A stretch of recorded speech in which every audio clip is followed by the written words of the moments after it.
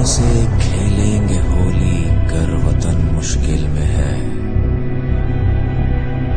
सरफरोशी की तमन्ना अब हमारे दिल में। नमस्कार दोस्तों, आज हम देखेंगे शहीद आजम भगत सिंह के बारे में। तो चलिए स्टार्ट करते हैं। सरदार भगत सिंह का नाम विश्व में 20वीं शताब्दी के अमर बलिदानियों में बहुत ऊंचा है।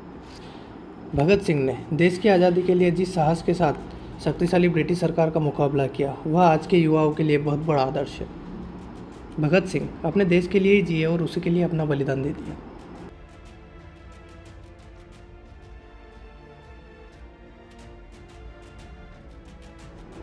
भगत सिंह का जन्म 28 सितंबर 1907 को पंजाब के जिला लायलपुर के बंगा गांव में हुआ था, जो आज पाकिस्तान में स्थित है। भगत सिंह के पिता सरदार किशन सिंह एवं उनके दो चाचा अजीत सिंह और स्वर्ण सिंह अंग्रेजों के खिलाफ होने के कारण जेल में बंद थे। जिस दिन भगत सिंह पैदा हुए, उनके पिता एवं चाचा को जेल से रिहा किया गया था। इस शुभ घड़ी के अवसर पर भगत सिंह के घर में खुशियाँ और भी बढ़ गई और भगत सिंह की दादी ने बच्चे का नाम भांगा वाला रख दिया, जिसे भाग्य वाला कहा जाता है। बाद में उन्हें भगत सिंह कहा जाने लगा। वर्ष 1919 में रॉलेट एक्ट के विरुद्ध संपूर्ण भारत में प्रदर्शन हो रहे थे और इसी वर्ष 13 अप्रैल को जलियांवाला बाग कांड हुआ।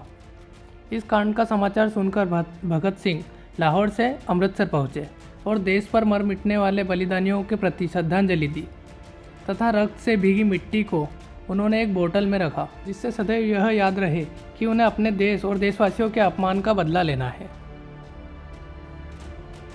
1920 के महात्मा गांधी के असहयोग आंदोलन से प्रभावित होकर 1921 में भगत सिंह ने स्कूल छोड़ दिया। असहयोग आंदोलन से प्रभावित होकर छात्रों के लिए लाला लाजपत राय ने लाहौर में नेशनल कॉलेज की स्थापना की थी। इसी कॉलेज में भगत सिंह ने प्रवेश लिया। पंजाब नेशनल कॉलेज में उनकी देशभक्ति की भावना फलने फूलने लगी।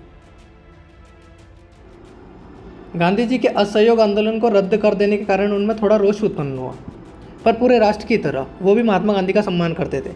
पर उन्होंने गांधी जी के अहिंसात्मक आंदोलन की जगह देश के स्वतंत्रता के लिए हिंसात्मक क्रांति का मार्ग अपनाना अनुचित नहीं समझा।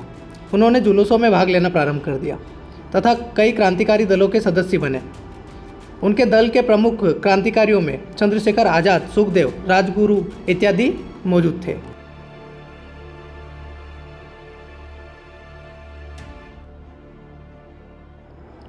वर्ष 1928 में साइमन कमीशन के बहिष्कार के लिए देश भर में प्रदर्शन हुए। इन प्रदर्शनों में भाग लेने वालों पर अंग्रेजी शासन ने लाठीचार्ज किया। इसी लाठीचार्ज से आहत होकर लाला लाजपत राय की मृत्यु हो गई। अब भगत सिंह से रहा न गया।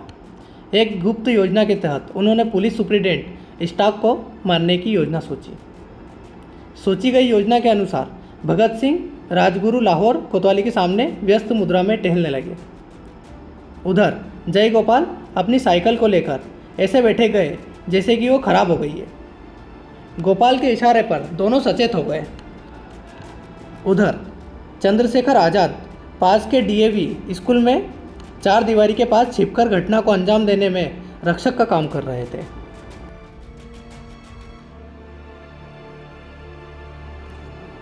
सत्रह दिसंबर 1928 को करीब 4:15 बजे एएसपी सैंडर्स के आते ही राजगुरु ने एक गोली सीधी उनकी सिर पर मारी। वह मर जाते हैं, लेकिन तुरंत बाद भगत सिंह ने 3-4 गोली और दागकर उनके मरने का पूरा इंतजाम कर दिया। वे दोनों जैसे ही भाग रहे थे, एक सिपाही चनन सिंह ने इनका पीछा करना शुरू कर दिया। चंद्रशेखर आज़ाद ने उसे सावधान किया, अगर आगे बढ़े तो गोली मार दूंगा, लेकिन नहीं मानने पर आज़ाद ने उसे गोली मार दी और वो वहीं पर मर गया। इस तरह इन लोगों ने लाला लाजपत राय की मौत का बदला ले लिया। 8 अप्रैल 1929 को भगत सिंह ने निश्चित समय पर असेंबली में बम फेंका। दोनों ने नारा लगाया, इनकलाब जिंदाबाद। अनेक पर्चे भी फेंके जिनमें जनता का रोष प्रकट किया गया। बम फेंककर इन्होंने सोई को गिरफ्तार कराया। अपनी आवाज़ जनता तक पहुंचाने के लिए अपने मुकदमे की पैरवी उन्होंने खुद की। 7 मई 1929 को भगत सिंह और बटुकेश्वर दत्त के विरुद्ध अदालत का नाटक शुरू किया गया। 6 जून 1929 को भगत सिंह ने अपने पक्ष में स्वतंत्रता, साम्राज्यवाद और क्रांति पर विचार रखे। और क्रांतिकारियों के विचार सारी दुनिया के सामने आए। 12 जून 1929 को सेशन जज ने भारतीय दंड संहिता की धारा 307 तथा विस्फोट पदार्थ अधिनियम की धारा 3 के अंतर्गत आजीवन कारावास की सजा दी। इन्होंने सेशन जज के निर्णय के विरुद्ध लाहौर हाईकोर्ट में अपील भी की। यहाँ भगत सिंह ने पुनः अपना भाषण दिया। 13 जनवरी 1930 हाईकोर्ट ने सेशन जज के निर्णय को मान्य ठहराया। इनके मुकदमे को ट्रिब्यूनल के हवाले कर दिया गया। 26 अगस्त 1930 अदालत ने भगत सिंह को भारतीय दंड संहिता की धारा 129, 302 तथा विस्फोटक पदार्थ अधिनियम की धारा 4 तथा 6F तथा भारतीय दंड संहिता की धारा 120 के अंतर्गत अपराधी सिद्ध किया गया। 7 अक्टूबर 1930 भगत सिंह, सुखदेव तथा राजगुरु को फांसी की सजा दी गई। लाहौर में धारा 144 लगा दी गई। नवंबर 1930 पीवी परिषद में अपील दायर की गई, परंतु यह अपील 10 जनवरी 1931 को रद्द कर दी गई। पीवी परिषद में अपील रद्द किए जाने पर भारत में ही नहीं बल्कि विदेशों में भी लोगों ने इसके विरुद्ध आवाज़ उठाई। 24 मार्च 1931 फांसी का समय प्रातःकाल 24 मार्च 1931 निर्धारित हुआ था। 23 मार्च 1931 सरकार ने 23 मार्च को ही शाम 7:30 बजे के करीब, एक दिन पहले ही प्रातःकाल की जगह संध्या के समय तीनों देशभक्त क्रांतिकारियों को एक साथ फांसी दी। भगत सिंह तथा उनके साथियों के बलिदान की खबर से सारा देश शोक के सागर में डूब चुका था। मुंबई, मद्रास तथा कलकत्ता जैसे महानगरों का माहौल चिंतनीय हो उठा।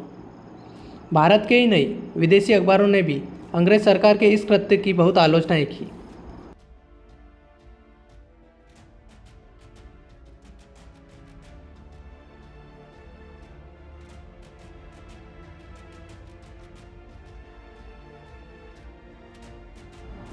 यह स्वतंत्रता कितनी अमूल्य है।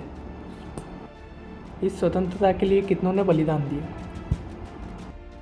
यह जानना आज के युवाओं के लिए बहुत ज़रूरी है। तो आपको आज का ये इन्फॉर्मेशनल वीडियो कैसा लगा हमें कमेंट कर बताएं। और अभी तक आपने हमारा चैनल सब्सक्राइब नहीं किया है तो प्लीज़ जाके सब्सक्राइब कीजिए। और अधिक जानकारी के लिए आप हमारा टेलीग्राम चैनल ज्वाइन कर सकते हैं, जिसका लिंक डिस्क्रिप्शन में दिया गया है। अगला वीडियो आप किस टॉपिक पर चाहते हैं हमें कमेंट सेक्शन में बताएं।